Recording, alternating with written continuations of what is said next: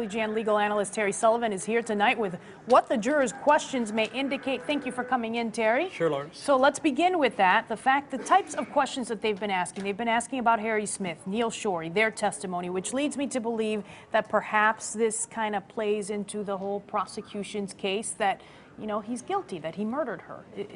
Any of that? No. No. Okay. I think what it does, you could take that position. You could also take the other position that they're just trying to convince somebody else early on that in fact these certain things were said by these people, that in fact Stacy said he was going to kill her, and that she knew about how he committed the murder of Kathleen. All of those things, you could interpret those either your way or my way, yeah. And my way isn't necessarily the right way. Okay, you were by any means. You were struck by how quickly they came back with questions. What does that mean?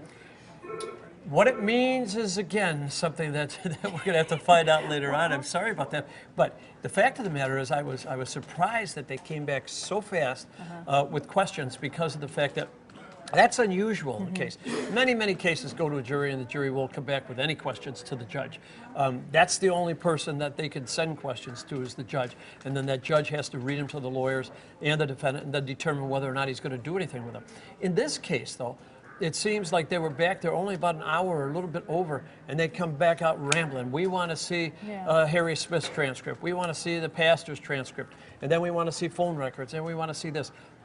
It gives you the impression, doesn't it, that in fact maybe they have their minds made up to look at certain things as a close jury, and as all the time that they spent back in the jury room, that they were taken out so many times, that in fact maybe they already knew in their own minds what they wanted to see. Okay. You brought up the case of William Balfour, which is kind of the connection that I make between these two cases, because in that one there was no physical evidence, no DNA, no fingerprints.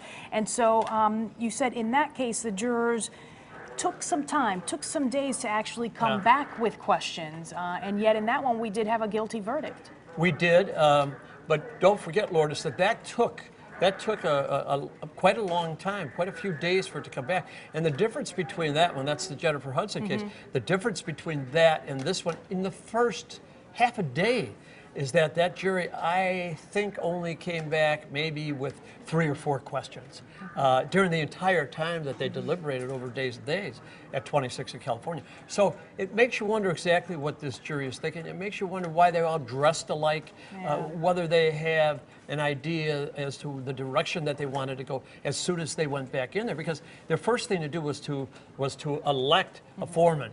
And then generally what happens is that they'll take a vote as to guilty or not guilty. This doesn't even appear to me that maybe they just didn't even take an initial vote. Okay. Would they be sequestered tonight or not? Is that unusual? I would think while they're deliberating they would be. According to our people down there, according to Kelly down in Joliet, the judge hasn't said officially what he is going to do. Apparently right now he has everybody in the courtroom trying to figure out logistics if they don't come to a verdict today. But I would find it unusual if he were not to sequester them. In a case like this, they generally are sequestered. But you know, the prosecution may not want them sequestered, and the defense may well go along with that.